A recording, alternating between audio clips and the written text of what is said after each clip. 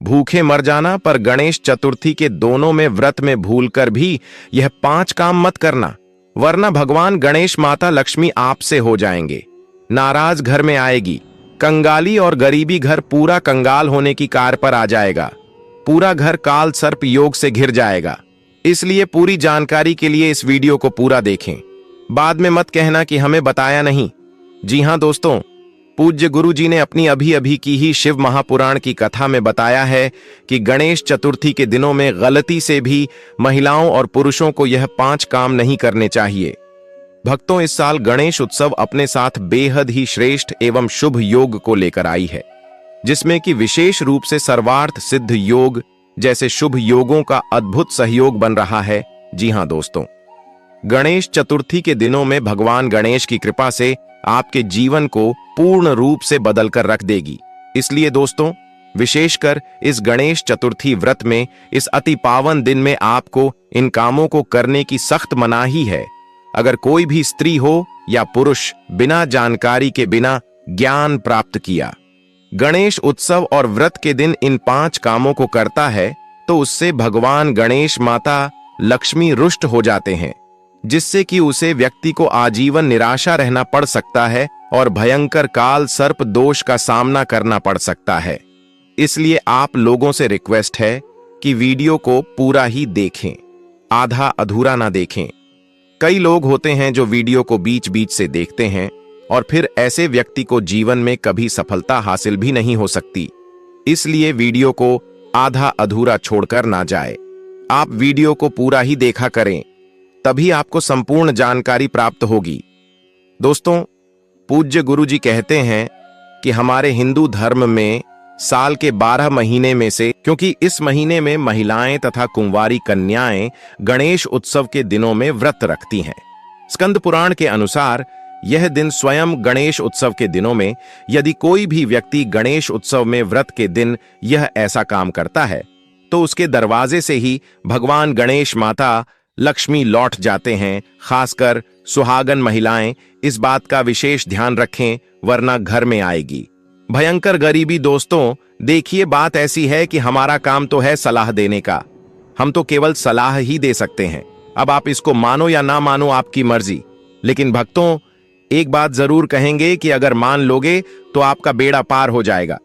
दोस्तों, अगर सुहागन महिला गणेश उत्सव के दिनों में महिलाएं व्रत रखती हैं, हर दिन भगवान गणेश की पूजा पाठ करती हैं, भगवान गणेश पर फूल माला चढ़ाते हैं और मोदक चढ़ती हैं, तो आप लोग इस वीडियो को हल्के में लेने की भूल मत करना। इस बार कई वर्षों बाद ऐसा दुर्लभ संयोग बना है।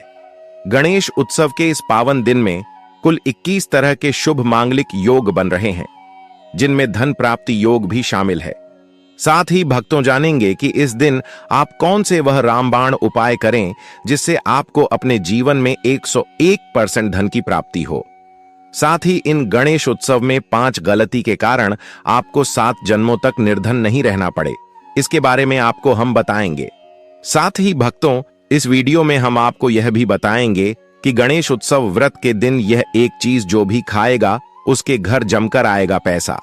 तो भक्तों, आज का यह वीडियो बहुत ही ज्ञानवर्धक वीडियो साबित होने वाला है, तो आप अपने फायदे के लिए इस वीडियो को अंत तक जरूर देखकर जाएं, यदि अंत से पूरा देखना होगा। आज की इस वीडियो में आप लोगों को गणेश उत्सव के दिन वह ऐसी कौन सी 5 गलतियां हैं जो आपको भूल कर भी नहीं करना चाहिए, एवं व्रत के दिन आपको क्या खाना चाहिए और क्या नहीं खाना चाहिए, जिससे परिवार में काल सर्प दोष ना लगे। और इस गणेश उत्सव के व्रत के दिन किए जाने वाले 4 से 5 विशेष उपाय भी बताऊंगा, और आपको इस दिन किन किन बातों का ध्यान रखना है, और इसी के साथ इस महीने आपको कौन से 5 काम करने से बचना चाहिए, यह सारी जानकारी हम आपको इस गणेश उत्सव के दौरान की छोटी सी प्यारी सी वीडियो में देंगे। इस वीडियो को देखने के बाद आपको YouTube पर या किसी और चैनल पर कोई और वीडियो देखने की जरूरत नहीं पड़ेगी। तो चलिए दोस्तों, वीडियो में आगे बढ़ते हैं। अगर आप भी चाहते हैं कि जीवन भर भोलेनाथ का आशीर्वाद आप पर सदैव बना रहे, तो वीडियो को लाइक करें, चैनल को सब्सक्राइब करें और कमेंट बॉक्स में जय भगवान गणेश, जय माता पार्वती और जय माता लक्ष्मी, जय भगवान शिव जरूर लिखें, और अपने फायदे के लिए, अपनी गरीबी दूर करने के लिए इस वीडियो को पूरा देख कर जाना, तभी आपको लाभ की प्राप्ति होगी। तो चलिए भक्तों, अब बात कर लेते हैं कि गणेश उत्सव तिथि कब से शुरू हो रहा है और कब समाप्त होगी। इस टाइम पर क्या करना है, क्या नहीं करना है। 2025 में गणेश चतुर्थी का पावन पर्व 27 अगस्त 2025 बुधवार को मनाया जाएगा, क्योंकि भाद्रपद शुक्ल पक्ष की चतुर्थी तिथि 26 अगस्त दोपहर 1:64 बजे से प्रारंभ होकर 27 अगस्त दोपहर 3:44 बजे तक रहेगी। ऐसे में मुख्य उत्सव 27 अगस्त को ही मनाया जाएगा। इस दिन शुभ मुहूर्त में गणपति बप्पा की स्थापना कर भक्ति और आराधना की जाएगी। गणेश चतुर्थी का यह पर्व 10 दिनों तक हर्षोल्लास से चलता है और अंत में 6 सितंबर 2025 शनिवार को अनंत चतुर्दशी के दिन गणेश विसर्जन के साथ इसका समापन होगा। चलिए जान लेते हैं गलतियों के बारे में, जो जाने अनजाने में हर एक माता बहन से, हर एक भाई बहन से जाने अनजाने में हो जाती है। भक्तों की यह जानने से पहले आपसे एक छोटा सा अनुरोध है, आप अपनी राशि कमेंट बॉक्स में जरूर डाल दी, क्योंकि हम राशि से जुड़ा भाग्य भी बताते हैं। अगर गणेश चतुर्थी के दिनों में कोई खास उपाय आपकी राशि के अनुसार होगा तो हम आपके कमेंट के रिप्लाई में बता देंगे। इसीलिए कमेंट में आप अपनी राशि जरूर डाल दें, जिससे आपके लिए अगर कुछ विशेष उपाय होगा, विशेष लाभ करने के लिए उपाय होगा, तो वह हम आपके कमेंट के रिप्लाई में बता देंगे। चलिए जान लेते हैं गणेश जी को अकेला छोड़ देना। गणेश स्थापना के बाद यह मान्यता है कि वे अतिथि के रूप में आपके घर विराजते हैं। दोस्तों, वीडियो को अभी तक आपने लाइक न किया हो तो लाइक जरूर करें। ज्यादा से ज्यादा हर एक हिंदू भाई के साथ शेयर जरूर करें।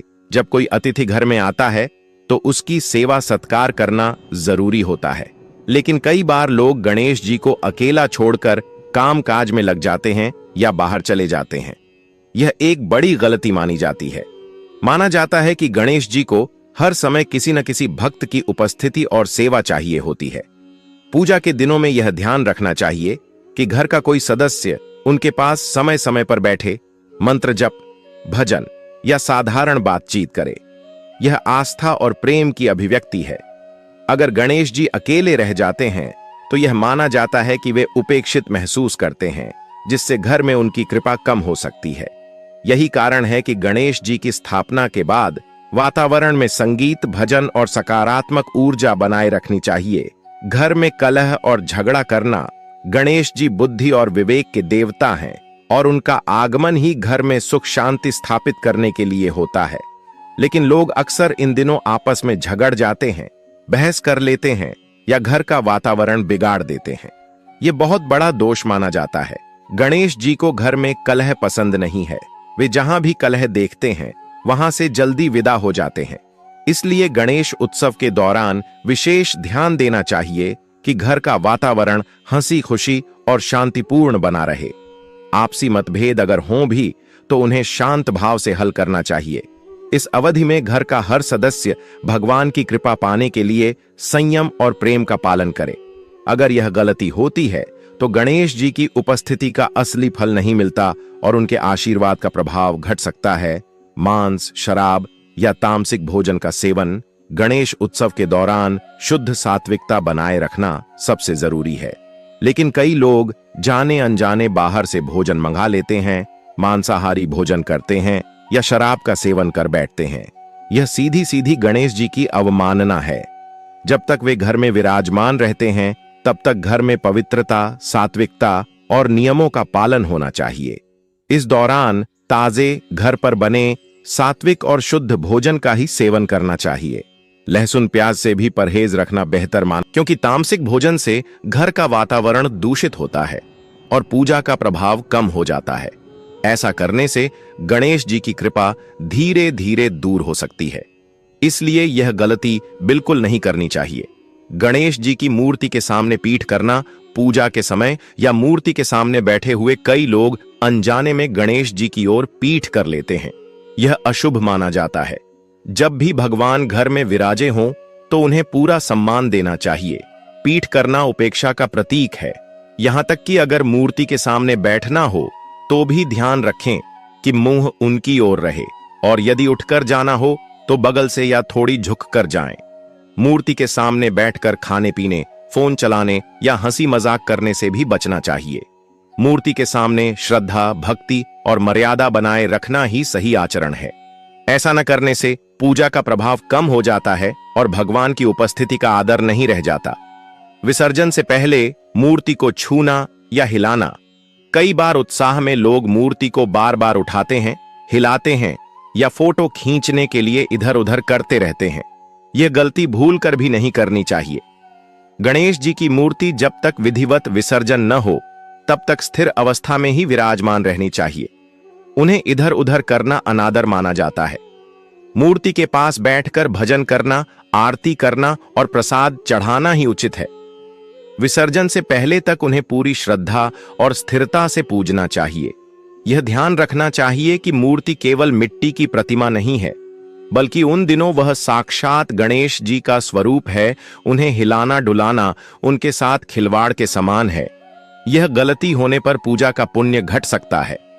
पूजा के समय मोबाइल या ध्यान भटकाना। गणेश जी की पूजा करते समय कई लोग मोबाइल पर लगे रहते हैं, जल्दी जल्दी आरती कर लेते हैं या ध्यान भटकाकर पूजा करते हैं। यह बहुत बड़ी गलती मानी जाती है। पूजा का अर्थ केवल नियम निभाना नहीं, बल्कि भावपूर्वक भगवान से जुड़ना है। अगर पूजा के दौरान मन कहीं और होगा तो गणेश जी की आराधना अधूरी रह जाएगी। ऐसा करना वैसा ही है जैसे किसी अतिथि से बातचीत करते समय बार बार मोबाइल देखना। अतिथि को अपमान महसूस होगा।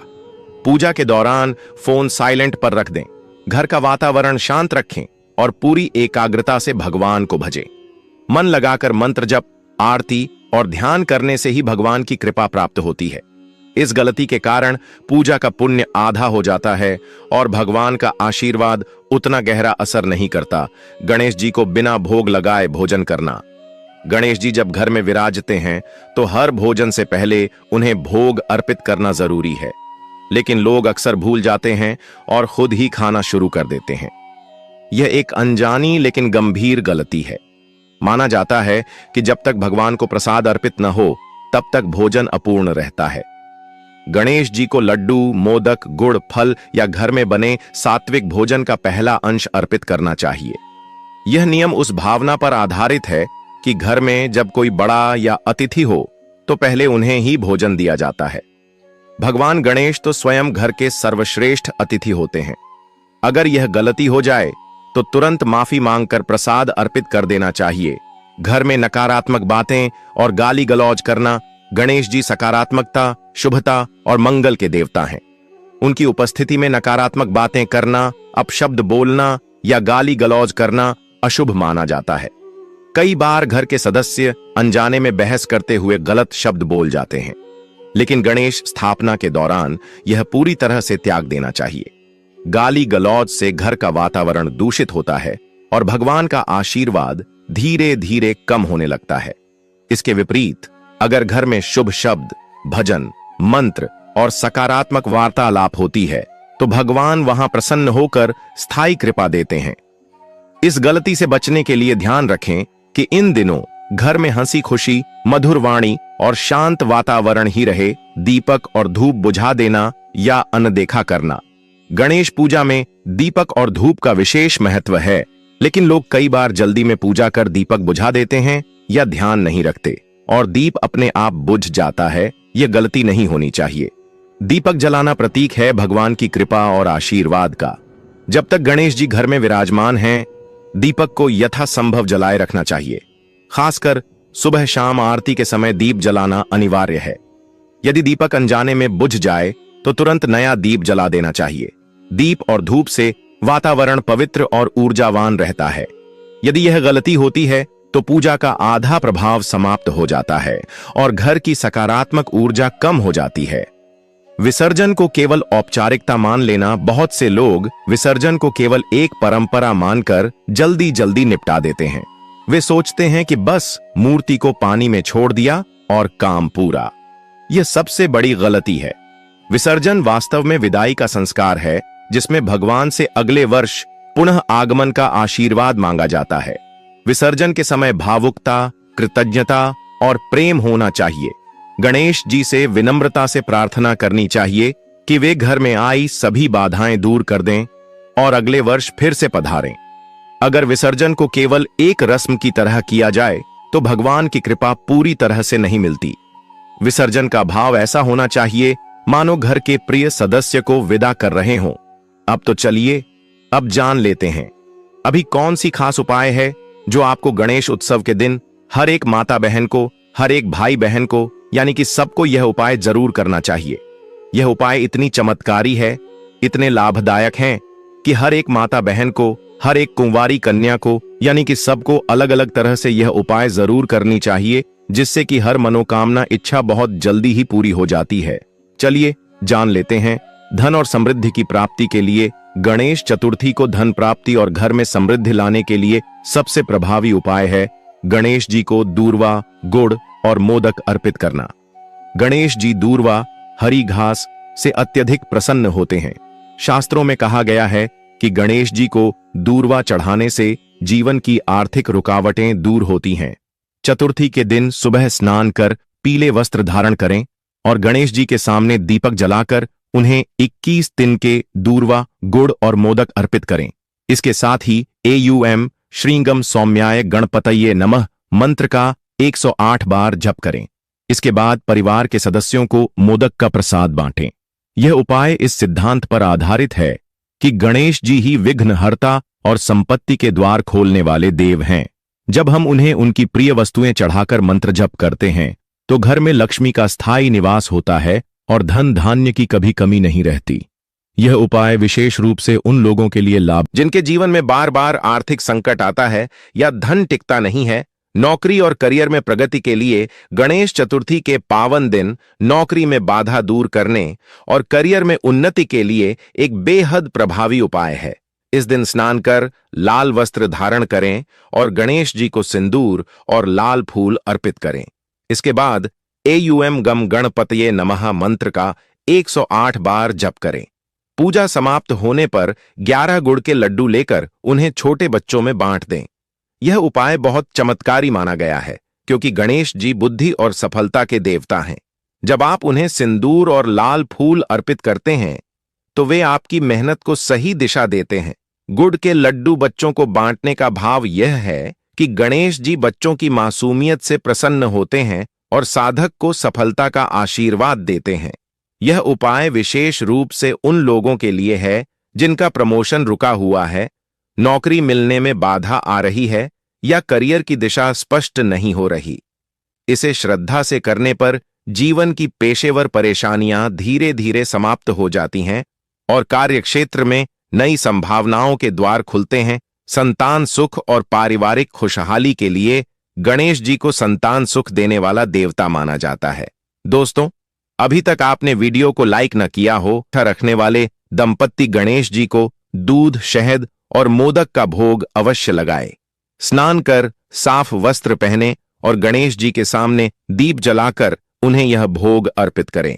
इसके साथ ही AUM एक दंताय विद्महे वक्रतुंडाय धीमहि तन्नो दंतिः प्रचोदयात् मंत्र का 21 बार जप करें। मंत्र जप के बाद दंपत्ति मिलकर मोदक का प्रसाद ग्रहण करें। यह उपाय केवल संतान सुख ही नहीं देता बल्कि परिवार में आपसी प्रेम और खुशहाली भी लाता है। गणेश जी को सिद्धि विनायक और विघ्नहर्ता कहा जाता है, अर्थात वे बाधाओं को दूर कर सिद्धि प्रदान करते हैं। जब हम दूध और शहद का भोग अर्पित करते हैं तो यह पवित्रता और मधुरता का प्रतीक है। इससे परिवार में सुख, शांति और प्रेम बढ़ता है। यह उपाय उन दंपत्तियों के लिए भी फलदायी है जिनके वैवाहिक जीवन में मतभेद रहते हैं। शत्रु और बाधा निवारण के लिए अगर जीवन में शत्रु बाधा डालते हैं या बार बार कार्यों में अवरोध उत्पन्न होता है तो गणेश चतुर्थी पर यह विशेष उपाय करना चाहिए। इस दिन गणेश जी को लाल चंदन से तिलक करें और 7 प्रकार के अनाज, सप्तधान्य, गेहूं, चावल, मूंग, मसूर, चना, जौ और तिल अर्पित करें। पूजा समाप्त होने के बाद यह 7 अनाज पक्षियों को डाल दें या जरूरतमंदों को दान कर दें। साथ ही AUM वक्रतुंडाय हूं मंत्र का 108 बार जप करें। यह उपाय शत्रुओं की शक्ति को क्षीण कर देता है और बाधाएं स्वयं ही दूर होने लगती हैं। लाल चंदन शांति और बल का प्रतीक है, जबकि सप्तधान्य समस्त जीवों के पालन पोषण का संकेत है। जब इन्हें दान किया जाता है तो यह दैवीय ऊर्जा को प्रसन्न करता है और गणेश जी साधक की रक्षा करते हैं। यह उपाय विशेष रूप से उन लोगों के लिए है जिनके जीवन में बार बार दुश्मनी, कोर्ट कचहरी या विवाद सामने आते हैं। विद्या और पढ़ाई में सफलता के लिए गणेश जी को विद्यादाता और बुद्धि के स्वामी कहा जाता है। चतुर्थी के दिन विद्यार्थी या प्रतियोगी परीक्षा की तैयारी करने वाले लोग यह उपाय करें। सुबह स्नान कर सफेद वस्त्र धारण करें और गणेश जी को सफेद फूल तथा दूर्वा अर्पित करें। गणपति के सामने 5 दीपक जलाएं और एयुएम वक्रतुंडाय हूं मंत्र का 108 बार जप करें। पूजा के बाद प्रसाद रूप में मिठाई बांटें। यह उपाय पढ़ाई में मन लगाने, स्मरण शक्ति बढ़ाने और परीक्षा में सफलता के लिए अत्यंत प्रभावशाली है।